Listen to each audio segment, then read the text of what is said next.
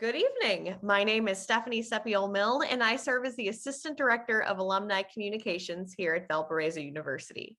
We are thrilled to welcome you to another Alumni Experts virtual event sponsored by the Office of Alumni Engagement.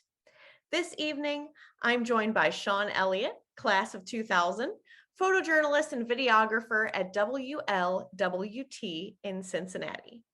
A native of Gary, Indiana, Shaun found his Valpo niche working on the television and radio broadcasts of Valpo basketball and football games, and later took his talents to Lakeshore Public Media before embarking on a new adventure in Cincinnati. Because of the nature of Shaun's job, the first portion of our program tonight is pre-recorded, but Shaun will be joining us live for the second half to answer your questions. Participants, please feel free to use the chat function on the Zoom toolbar to ask questions of our guest. We'll get to those, as well as some of your pre-submitted questions after our initial chat. This program is also being recorded, so you'll be able to watch a full replay of our discussion on the Valpo Alumni YouTube channel and share it with friends and family who may not have been able to join us this evening. So sit back and relax, and I'm going to share with you the first part of my discussion with Shaun, which we recorded last week. Enjoy. Shaun, thank you so much for joining me this evening to chat about your work. Our audience and I have some questions for you, but first, can I ask you to share your Valpo story? Sure. First of all, thanks for having me and for even considering me to give this, presentation. My background, I am born and raised in Gary, Indiana, about, 25 minutes from Valpo. I've lived there my whole life until I left for Ohio in 2006. I am Valpo class of 2000, Bachelor of Arts in Communications. I pretty much did a lot of things on campus that were media related. I was part of the WVUR staff. I had my own radio show freshman year. May not sound like it, but I did. I also helped start the sports department off, which would be around 97, 98, the Sweet 16 year. Helped with producing the games on TV, which led to me getting an internship at the PBS station there, WYN, which back then was known as 56, is now Lakeshore Public Television. Other than that, I should say I attended Westside High School in Gary, Indiana, class of 96, went to Valpo, class of 2000, and consider myself fortunate to be able to graduate in 4 years. But other than that, that's my life story of Valpo. Yeah, well, let's expound upon that a little bit. So how did you choose Valparaiso University, and who or what impacted your academic and career path the most while you were in school? Well, at Westside, we were introduced to Valpo. There was a diversity program that the university was instituting because they wanted to have more minorities like myself on campus and part of their university. And so we got to visit the campus. I think that was my junior year, something like that. So junior year high school. So that would have been 94, 95, 1994, 95.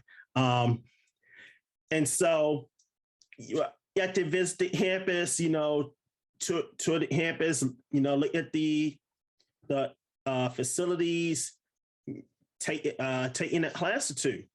To be honest, Valpo was not my first choice. I wanted to go to HBCU, which is, for those of you that don't know, our historical Black colleges and universities.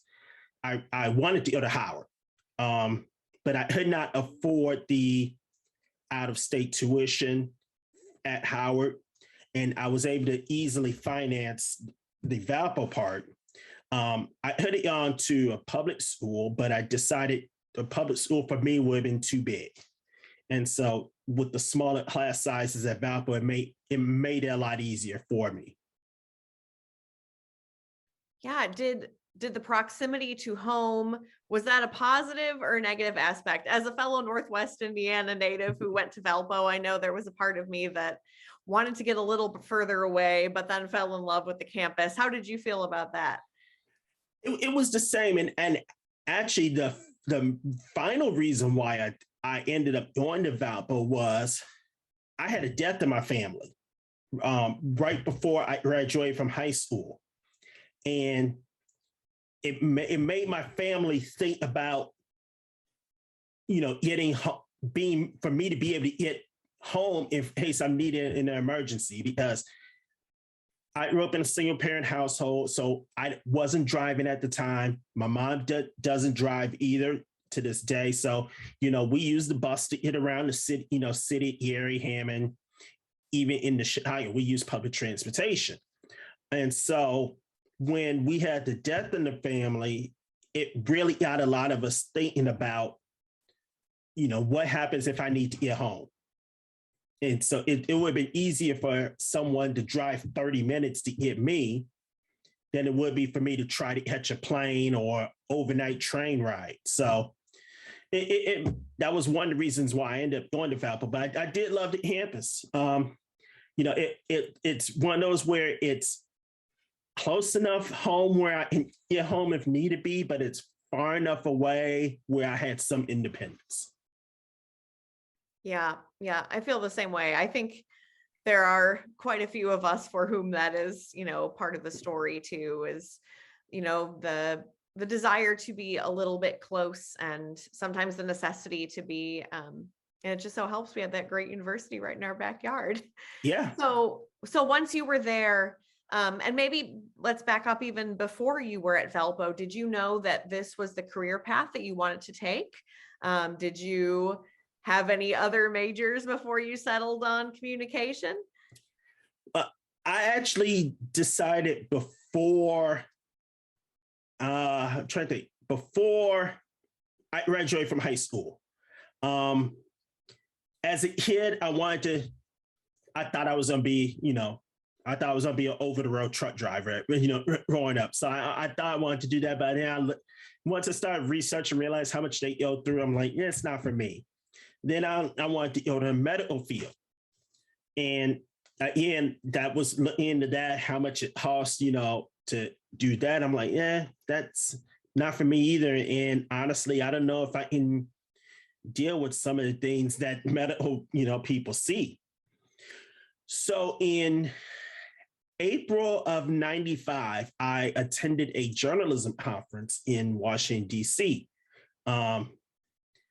While we were there, Oklahoma City happened.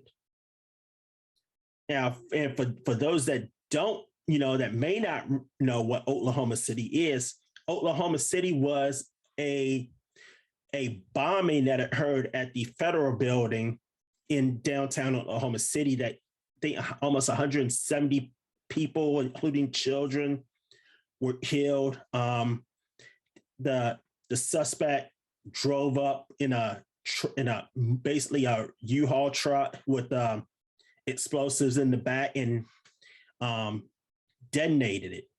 I think there was two people, if I remember right. One may have died. The other one was charged, convicted, and they ended up getting the death penalty for their part in the role. And I think they were executed in federal prison. But it was because of that, and it affected us in DC as well, because we had to evacuate some buildings. We were taking part in things all over DC, and then obviously DC being where the president is, was on heightened alert, and some of the events we were attending had to be evacuated. And so while we were there at the conference on a daily basis, we had like a little newspaper that we published for all those involved. And so that got me involved with it. And pretty much I was pretty much set to be in journalism. Wow. So that event kind of solidified your, you saw that news happening around you, and that kind of solidified your career path. Yeah, I still have the I don't know how you see it, but that's the folder I had from 25 years ago, actually longer than that. And so here's one of the actual newspapers that I still have. This is what we did one of the groups we did on a daily basis. So it's something I've held on to. And while we were there, I got to, talk to our congressman, and actually in my office here is a photo, and I'll see, there we go. That's me I'm over here. Congressman Peter Vislavsky, who just retired. And this is actually a classmate of mine from high school who also attended the conference. We were the only two from our high school to attend the conference. And I think we were the only two from the city of Gary. I think everybody else was from like Indianapolis, South Bend, and other areas. There was only, I think, 7 of us from Indiana who got to attend that conference. So it was what got me involved with it. Wow. Were you writing for your high school newspaper at the time? Actually, no. Was I? No, I don't think I was. I was on the yearbook staff my senior year, but I was not part of the high school newspaper, surprisingly. Interesting. How did you find yourself at that conference? In terms of what I thought of it, or what? Like how did the opportunity arise for you to go? There was a scholarship that was paying for, students, and you had to go through the application process, which I did, and they selected me. So we were able to go. Wow. Very cool. Well, I hope the folks that selected you see this someday and see what an impact that had on your life. So while you were at Valpo, talk to me about the most impactful events that happened to you there, and perhaps some of the most impactful people. Who do you kind of credit with setting you on the path you are now? I wanted to be an on-air person. I wanted to be in front of the camera, on the radio, as I was going through. I have to say that, it didn't work out for me to be on air, but Betty Ann Leesburg Lang, she was a voice and diction professor there. She worked with me on The Voice, and like I say, it didn't work out, but she gave maximum effort to see what had been done. But once I realized that wasn't going to happen, my TV professor at the time, Philip Powell, he was a professor. He was a professor there. He ran the TV studio. He got me, interested, behind the scenes, at camera, things like that. While we were there, we got the opportunity to produce some of the Valpo basketball games, and he would direct it. I was one of the technical people. We would just to imagine how we were able to get those games on air. We literally tore down the studio to produce those games over at the Arc. We would we took tape decks out. We took the cameras out. We had a switcher that went out. Monitors. We would load in a van, drive over to the Arc. We would set up, run the cables. And so we were able to do that. We did that for, I think, a year or two with the late Dick Harlan, who was the play-by-play voice of Valpo basketball. We also did football too. So, that's where I got the behind the scenes interest at. So I would definitely credit those two. Yeah, that's excellent. I had Professor Powell too. So nice. Yeah, I've loved his classes. Yes. So talk about your career journey after graduation. You're probably not at your first stop in your career, but how did you end up where you are today?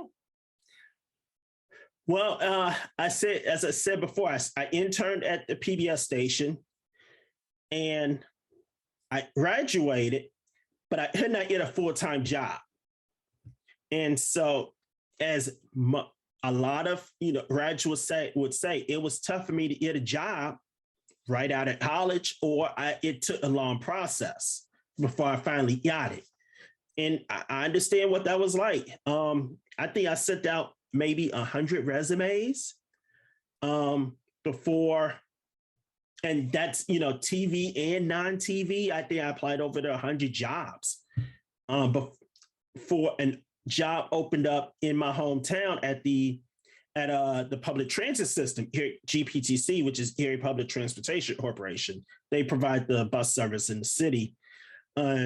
So I was able to jump on board there full time as a marketer and planner. And I was still able to do, events for 56 for PBS after work. So I was doing both of those.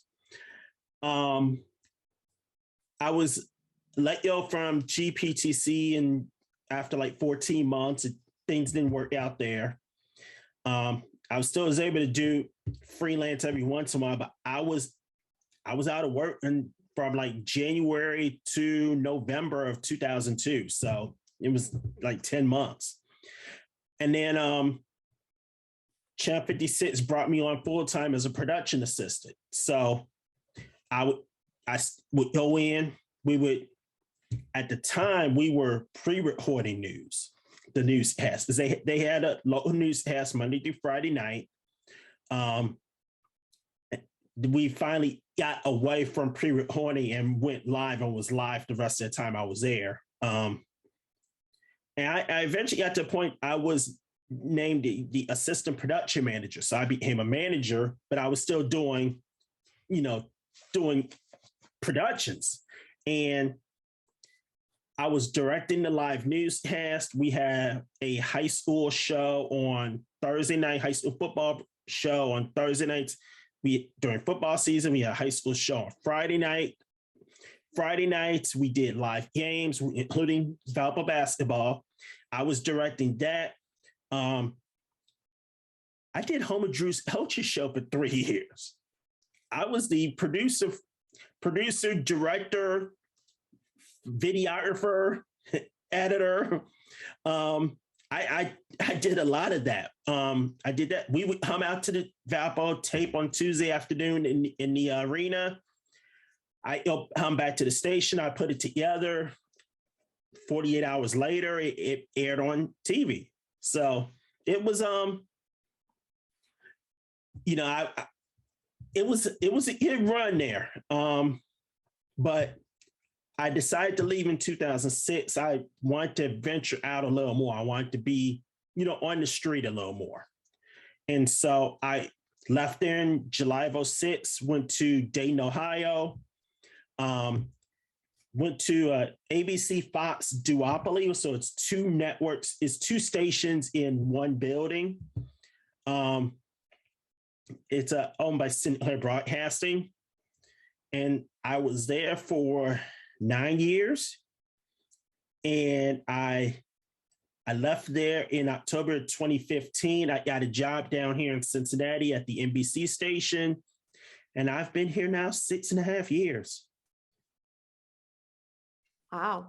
So describe an average work day for you, and maybe for someone in your position in general. So what does a typical assignment schedule look like?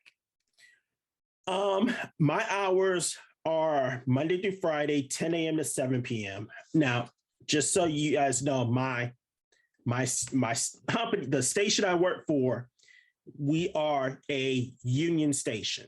So we have a collective bargaining agreement between the union and the station. So we get to pick our schedules. And so when I first got to Channel 5, I was working basically nights and weekends. My off days would be like midweek. I was doing that for a couple of years, and then a couple of positions opened up with the photographers, and I'm a photographer now, so that's what I do. When we have a photographer leave, we do what's called a schedule rebid. So the schedule shifts are listed, and we pick our schedule based on seniority, and a Monday through Friday shift opened up. So that's how I ended up Monday through Friday after about maybe 2.5 years, which is quicker than some that are there now. And I still hear about it to this day. But a typical day is I'll come in at 10 a.m. Under pre-pandemic. It's kind of changed a little bit. Pre-pandemic, I would check in with the assignment desk, see what goes on, see what they have, who I'm with. We did not have assigned vehicles at the time. So I would get a station vehicle from them. Sometimes it'd be a regular car with a backpack live equipment. We have these backpacks that call TVU, Live View. Some stations use Live View, I should say. We use TVU, and they allow us to go live. It's internet based, so you got to have towers and internet service. So we can go live that way. But we also have bigger vehicles, news vans, basically Ford 15-passenger Ford vans that have some have what are called microwave dishes only, so that's a local signal, and microwave is not what you pop popcorn in. I want to make that clear. It allows you to get a signal back within your market unless there's like obstructions such as hills, and Cincinnati is very hilly, so some places it won't work. We have one vehicle that's a microwave satellite combo. So it has the microwave dish on it, also has a satellite dish. So you can go either way, but I'm not trained on that, on the satellite. When the pandemic hit, the company locally and nationally decided they wanted to split the groups, split the reporters and photographers. As before, reporters and photographers were always in the same vehicle. And just so you guys know, we do not have what are called one-man bands or MMJs. Basically, an MMJ or one-man band does everything by themselves. They shoot their own story, they edit their own story, they do their own writing, and some places they do their own live shots, which I'm not a fan of as a photographer, and from a safety standpoint, I'm really not a fan of. And that's something that has come up recently in the industry, but I digress there. So we always have two-person teams, reporter and photographer. Well, when the pandemic hit, they decided to assign photographers each of the vehicles. And the company realized we didn't have enough vehicles. We were probably 5 cars short, which for our business is a lot. But because pre-pandemic, someone on the morning show may use a car, they might be done by 10 to 11 a.m. That car would be available for a night shift vehicle. So that's the way I operated before. But when the pandemic hit, they decided to assign photographers to a vehicle. And so because they were short, the company paid for 5 rental cars. And so because I'm on the travel list, we have a travel list for out-of-town assignments, which means I was able to get a rental car. So I had a rental car the first month of the pandemic. After a month, they decided to remove one of the rental cars. And unfortunately, I was the one that they decided to remove. And so I got assigned a live van. And so I'm driving around a big live van every day.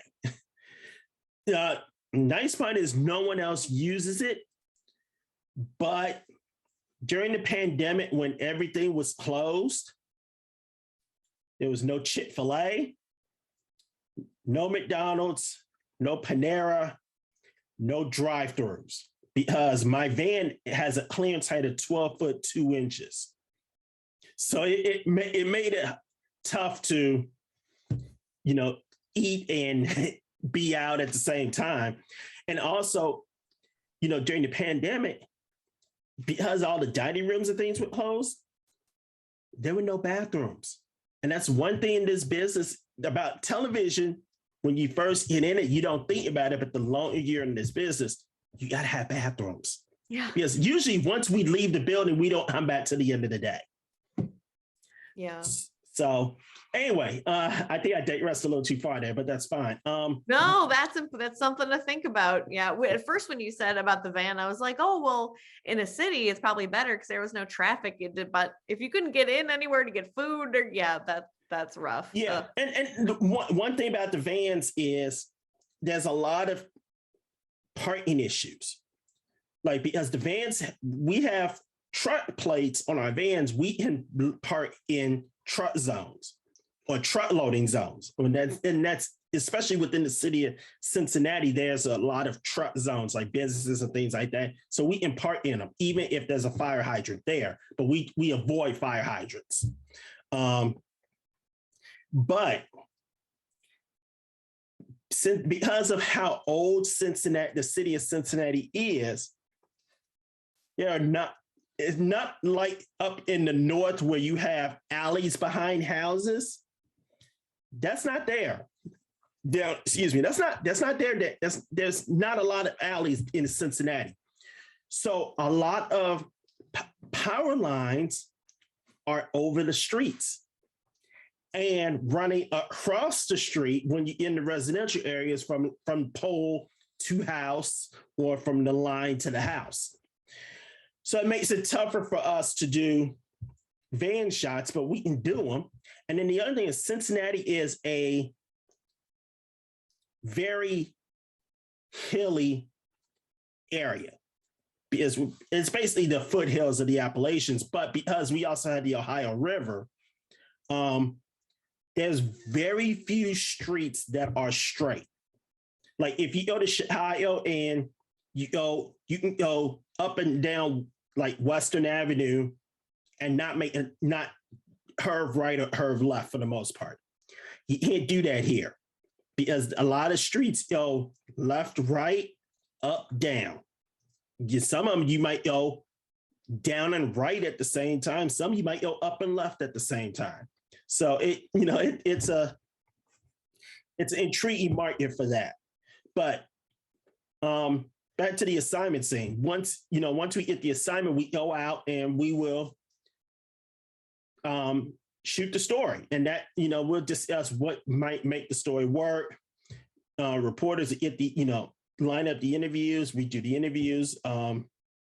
Zoom was pretty big during the pandemic. And it's a useful tool now, but in-person interviews are so much better because you can get the emotion. If it's an emotional story, you can't really feel that through Zoom. You can feel it though in person.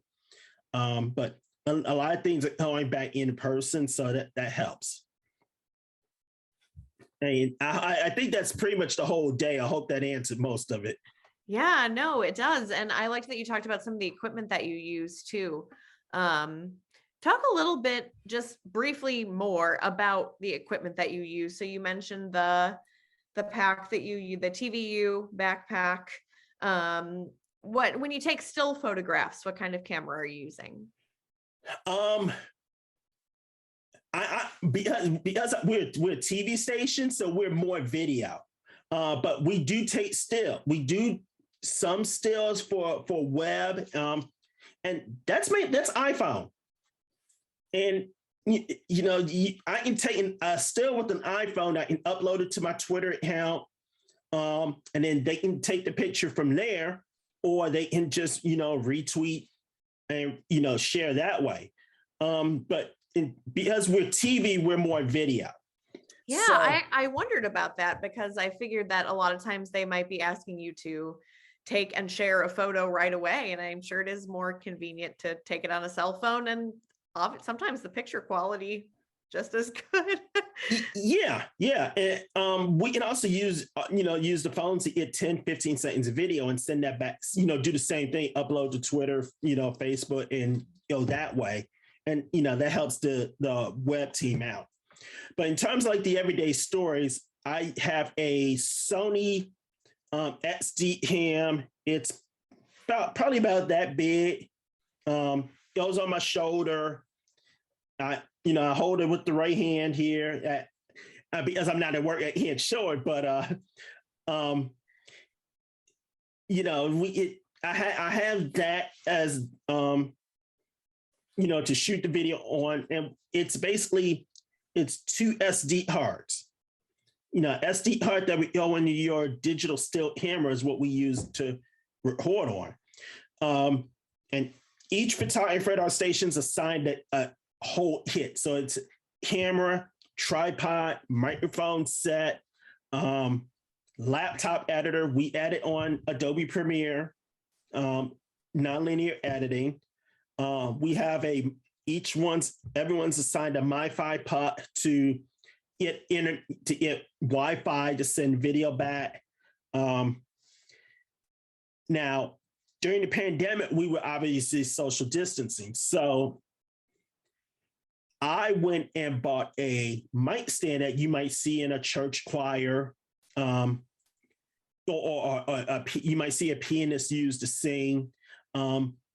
I use that to give, the social distance, 6 feet separation between reporter and the person being interviewed if it was in person.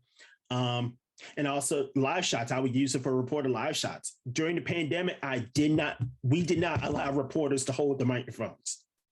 Now also being running because of TV, if something happens, breaking news, and we have to get something real quick, a fellow photographer of mine came up with this idea, and to show you how small things, or not small things, but how everyday things can help in television. He went and bought a Home Depot painter stick. And what normally the end where you put the painter stick in, he put his handheld mic, his extra handheld mic. And so it actually was a great idea. And so I went and bought one myself. But now what happened was during the pandemic, the reporter could hold the mic, the painter stick, with the microphone on it and still maintain 6 feet of distancing. Now here's that painter stick also now gives me a pole. Like if I'm shooting a story on water, and I have a little GoPro camera that I have in my tools as well.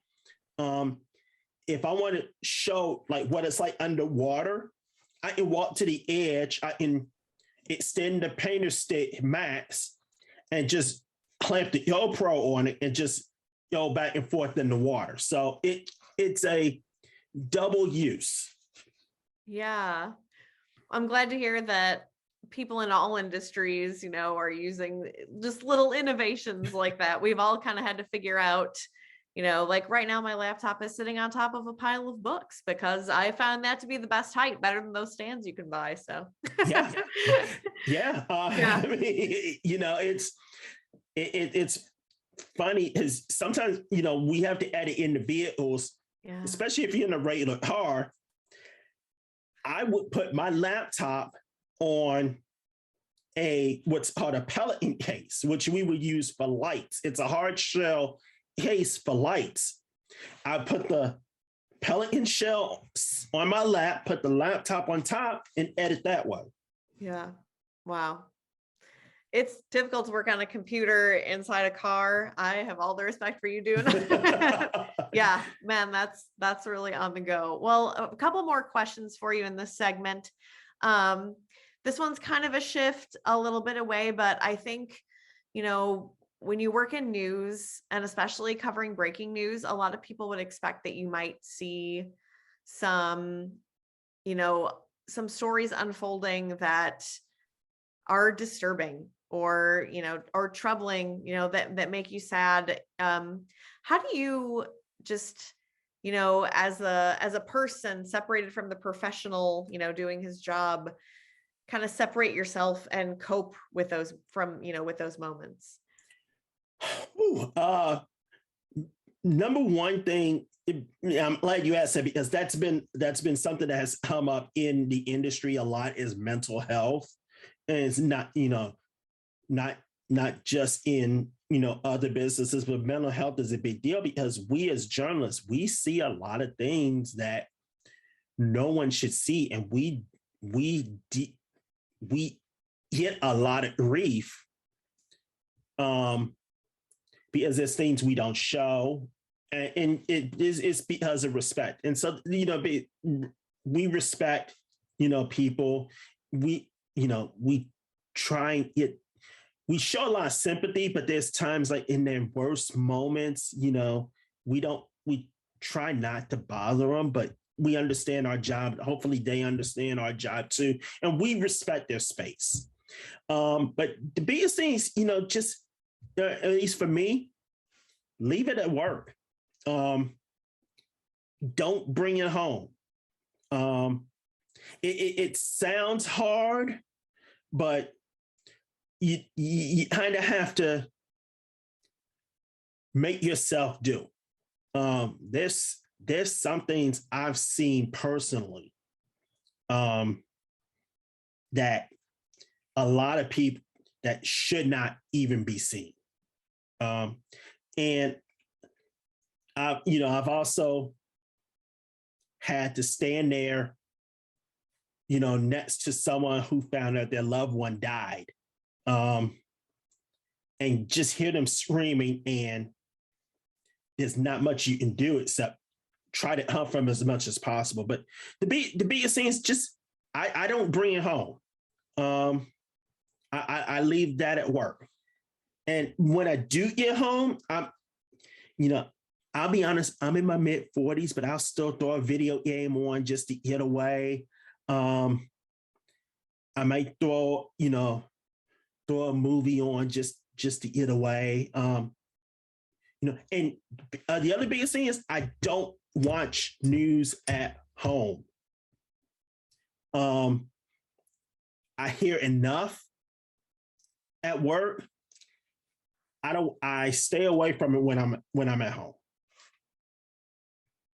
Yeah, I think that makes a lot of sense. And, in your industry, what are the resources like for mental health? I know that's a question that's come up a lot in, a lot of different sectors of life, and by and large, they're deficient. So I would expect that maybe there are some deficiencies there too, but is there any kind of assistance that's offered to folks in your industry for coping with what you cover? I'll say my company has done a pretty good job in trying to address it, and so we have a counseling service where we can, talk to someone, talk about what's going on, things like that. But there are a lot of deficiencies in the industry when it comes to mental health, and I think a lot of it was not exacerbated until the pandemic hit. Well, once the pandemic hit, it just unloosened everything. And then also everything that, you had the whole George Floyd. And as a Black journalist, that's now a double whammy because you have to do your job, but you also understand what people are saying, and because you've been through it.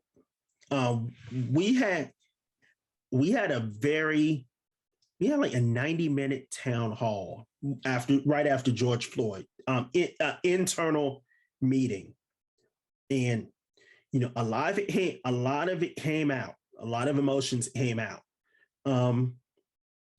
because George Floyd could have been any of us that was in that meeting. And, you know, I've had experiences with law enforcement as well. And, you know, I had to step away. And so, you know, when the whole George Floyd thing happened, and especially the memorial service, I had to step away for a few minutes to like regather myself because it hit home that hard. But there are resources out there, and are they getting better? Yes. Are there still gaps? Yes. But I think they're being worked on as much as possible. And like again, I give my company Hearst Television, you know, and our managers credit for making things available. Yeah, that's good to hear. So I just will have one last question for you. This was a pre-submitted audience question from Dr. Gillespie, who asks, what advice would you give young aspiring digital media students? Whew, wow. I think for this, I'm going to be very, very real with you. A lot of things that you learn in classes, in books, is not the real world. It's not even close. You can go over, you can talk about lighting and everything like that, but sometimes you can't replicate a day where you might have the sun peek out right as you're doing an interview. You can't replicate when you're talking to the loved ones of family members and someone who doesn't like the media drives by, rolls down the window and yells vulgar things. You cannot replicate the sometimes long hours. You cannot replicate being away from home on holidays. Like this Christmas, I was actually off for the first time in over a decade.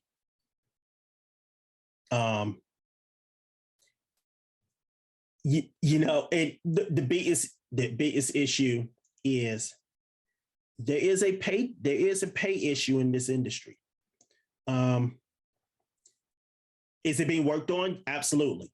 There are organizations such as SBJ, Society of Professional Journalists, NABJ, National Association of Black Journalists. There's NAHJ, National Association of Hispanic Journalists, NPPA, which is National Press Photographers Association. By the way, I would say join one of those groups, and you can be in more than one group. Please do so. Please join. What you learn in a classroom cannot be replicated in the real world. And, you know, it's a lot. It's a lot of being on the move real fast, multitasking, being asked to go in several different directions at the same time. You know, you gotta be ready for it. You gotta be ready for it. Yeah, I think that's the biggest thing. Is just, you know, the real world is so different.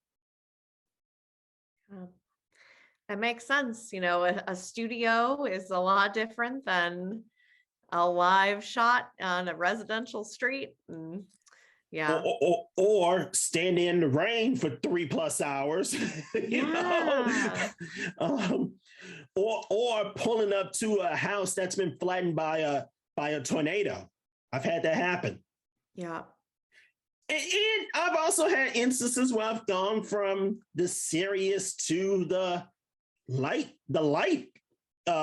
stuff. I was on a serious story, I think, and got pulled off for a cow that got loose on the highway and ended up going through neighborhoods, and I ended up chasing the cow for like 3 hours.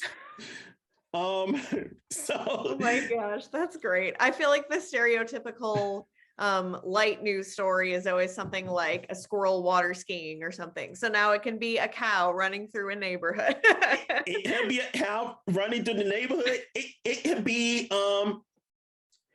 it can be covering the college football playoff the very first year, and I got to cover that. So I went because I was in Dayton. I covered Ohio State football. By the way, I have to admit I don't like saying Ohio State, but that's just between us here. I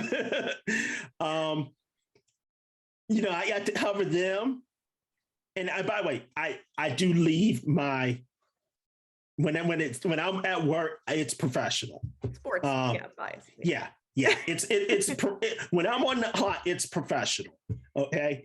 I got to New Orleans, Dallas. Actually, just a month ago, I was in Kansas City for the Bengals playoff game for the AFC Championship. So the business runs the gamut. You can have a lot of silly, a lot of serious stuff. A lot of crime, and then you can get pulled at spur of the moment and be like, hey, the zoo's having a press conference about Fiona.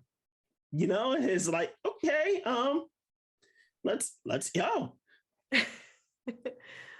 Well, thank you so much. This was great. We look forward to the next session. So thank you so much, Shaun. All right, thank you. Well, now I am welcomed by Shaun live here. We're so happy to see you. Hello. Can you guys hear me? There you go. We are. Okay. Hi. Hi, how's everybody doing tonight? We're doing well. I saw that there are a couple things in the chat, so I'm going to pull those up. Yeah, a couple comments about some of the stuff that you said in our interview there last week. So, folks, if you have any other questions, you can go ahead and pop them in the chat. I've got some other ones for you here, Shaun. I'll start with the first question. This one was pre-submitted by someone who wasn't able to join us tonight, so they're going to be watching the recording for your response here. Who do you look to as a professional model or mentor in your career? And if you personally interact with them, how did you make that connection? Wow. That's a good question. I'll be honest, I don't know if I really have a professional mentor, that I look at as a photographer. But I do have someone that looks at me as one who is a lot younger in the business. I've been in this now 23 years. I had to say it, I can't think of one right off the bat, but in terms of mentorships, I just take whatever I can learn from any photographer. Whether it's just shooting techniques, editing techniques, looking at other photographer videos, things like that.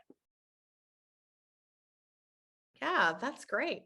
I know sometimes folks have trouble finding a mentor or getting in touch with, and it's something that traditional model in a lot of ways has kind of gone by the wayside of like one person that you look to for advice. Folks are finding new way with the emerging technologies, finding new ways to connect with people.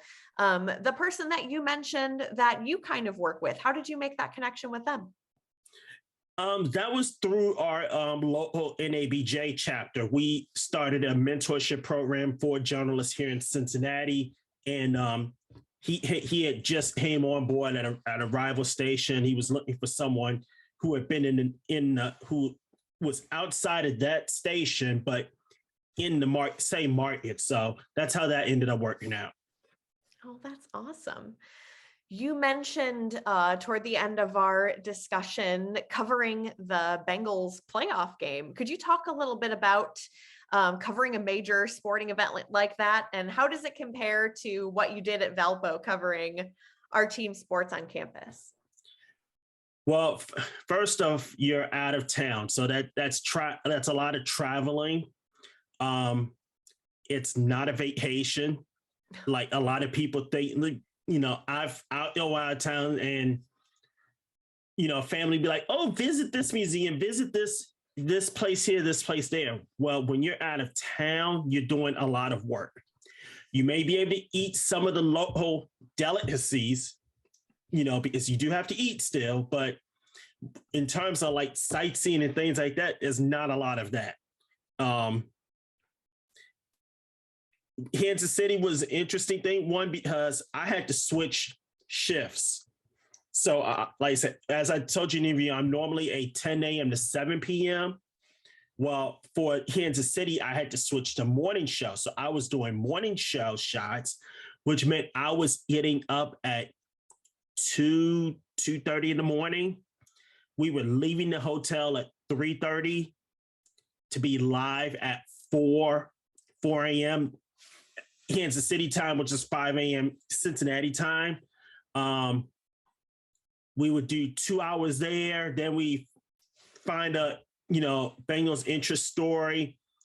We'd shoot that. We had turned that for the midday show, or we will hold on to it and use that for the 5 o'clock, so that they will have something to run in the 5 o'clocks. And then it was trying to go to bed at 5:30, 6 o'clock when it's still daylight. It's not easy, but it got done. A few naps here and there, but we got through it. And that's the nature of the out of town assignments now. Valpo didn't do as much out of town traveling. Most of the games I covered was on campus. I think I did do one road game for a couple road games for radio. Probably one of the biggest events was obviously the Sweet 16 run, which I did not go on.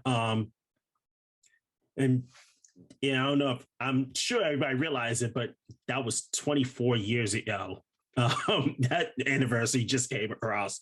But I think one thing that does stick out with me, Professor Power, remember, was when we did the Yale game at Old Soldier Field. The same setup we used at Valpo, and how we talked about tearing down the studio and everything, we did for that, drove to Soldier Field, set up the same way. And we did the game that way. So that was probably one of the best moments on campus.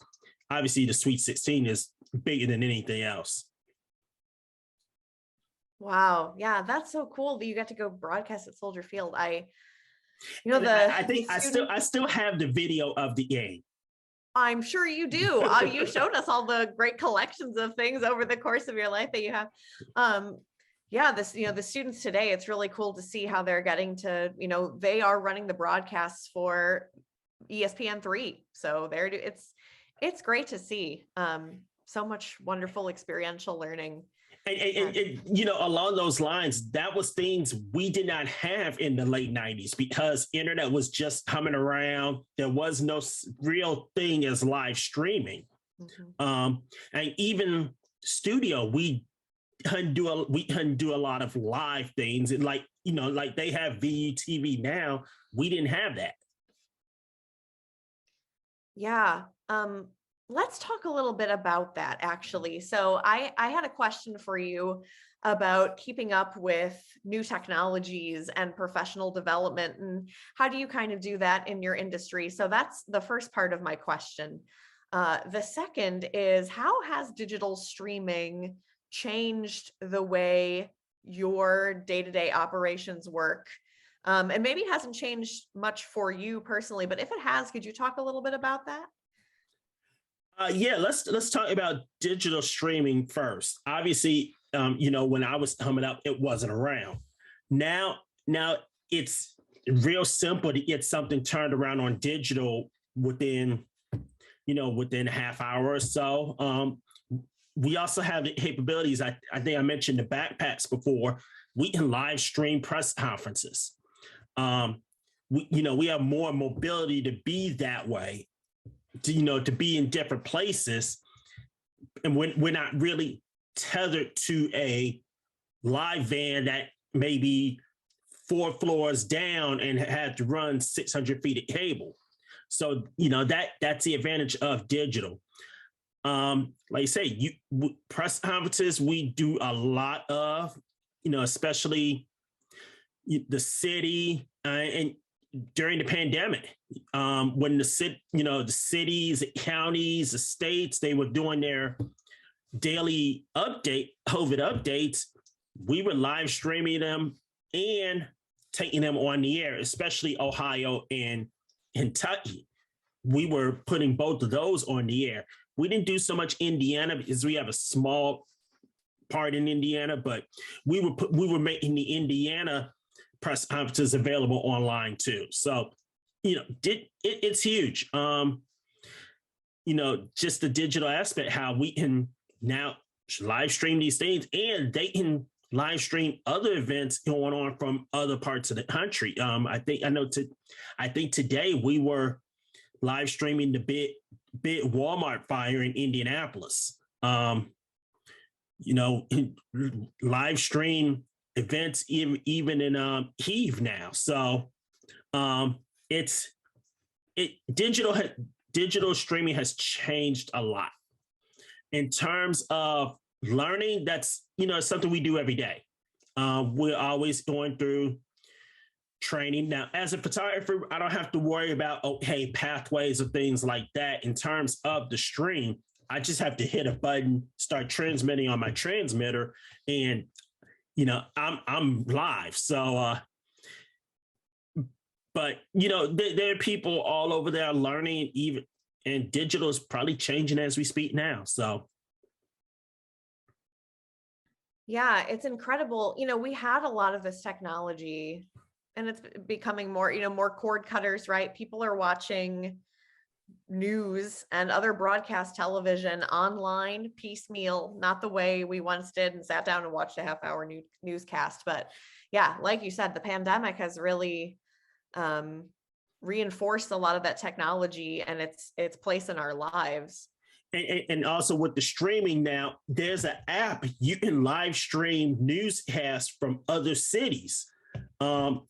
It's News On, and so I can stream other city news from Chicago, depending on if the station is part of that or not. But Chicago Dade, I can stream.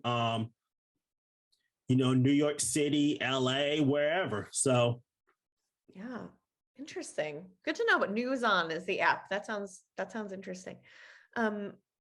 So I don't see any new questions in the chat. So I've got a couple really just kind of quick ones for you that folks might be interested knowing what you do. The first one is, there's a new trend in TV news of during severe weather events, of which Cincinnati does experience some, pulling news and meteorology and videographer folks into vans and doing live storm chasing. Have you ever been pulled into something like that?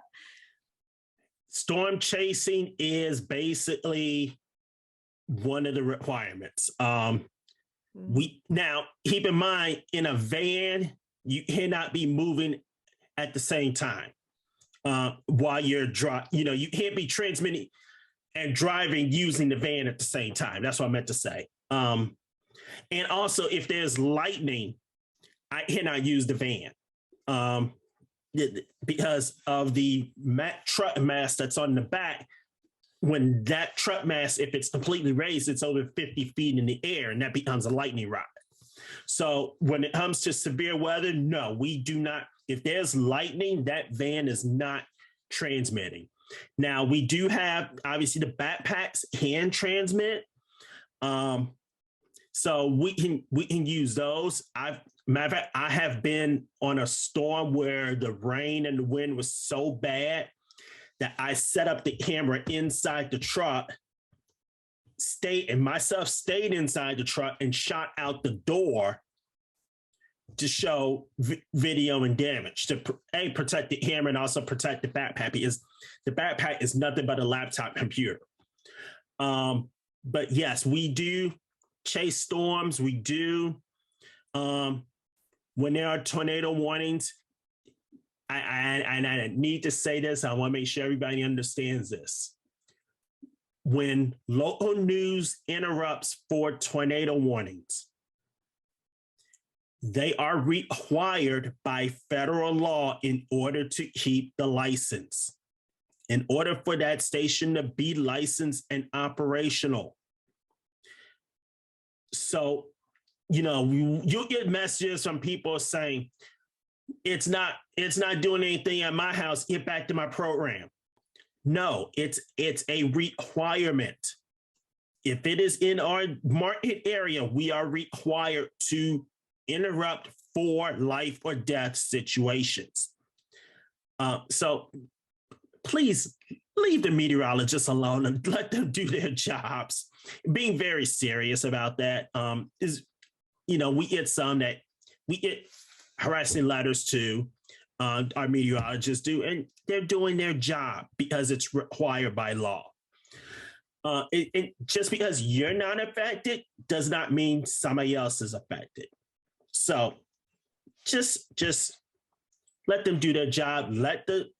Even if it's not affecting you, let the storm go through. Let the meteorologists on air keep those updated who are in the path. And once it gets out the area, you can go back to your regular programming. That's also where digital comes in, because now with NBC streaming, CBS streaming, you can continue to watch your shows. But when there's a tornado, when there's a life-threatening situation such as a tornado warning, we are required by law. Yeah. Well, that's really interesting. I will admit that I didn't know that was a legal requirement to break in like that. That's very interesting. A lot of people probably don't know that. So a lot of people yeah. don't. And even when you say it, they still want their regular programming. Well, yeah, of course. It's, we have a lot of obviously meteorology alumni at Valparaiso University, and following those folks on social media, it's crazy some of the stuff that you see people saying to them. It's tough. So thanks for defending those folks. I'm sure they'll appreciate when they see this clip. I hope so. Yes, we are out of time, but I have one more quick question for you. You talked a little bit about Cincinnati as it relates to your job. It's hilly, some of the interesting quirks of broadcasting from Cincinnati. Tell us one thing you love about living in Cincinnati. The people. The people here in Cincinnati are great. I should say, pre-pandemic, there were so many things to do. You could easily be out every weekend. There's places to go. Lots of food. Cincy Music Festival every year is big. Obviously, pandemic has taken a lot away. Things are slowly coming back.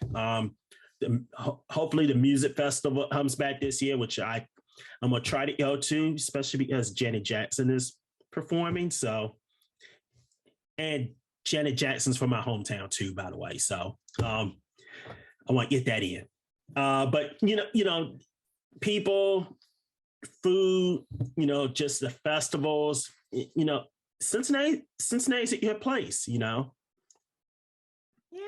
Well, thank you so much. It's interesting to hear about where people are, and that's something too that students like to hear. If they're maybe looking for a job in a certain area, they like to hear about where they're potentially going to move to. So thank you so much, Shaun. And audience, thank you so much for joining us this evening. Steph, before we go, I want to recognize a couple of people I see in the chat here. Chad Lincoln, classmate of mine from Valpo. Mr. Gillespie, great guy, great to know him all these years. And I have to recognize Professor Powell. He's on here as well. Got me got me started in this business. And I don't think I'd be here without them. So I just want to recognize that they're on here too. And thanks to everybody else who was on here as well. Yes, thank you all so much for joining us. And Shaun, you weren't here yet, but at the beginning, at the video didn't play right away, and I knew Professor Powell was going to give me a bad grade. So I'm glad we got it worked out pretty quickly. But again, thanks everybody. Blame the SVHS tape on that one. Yes. We have some exciting virtual and in-person events coming up, including the 2022 Bill Marion Scholarship Fund Trivia Night, which will be held on Zoom this year.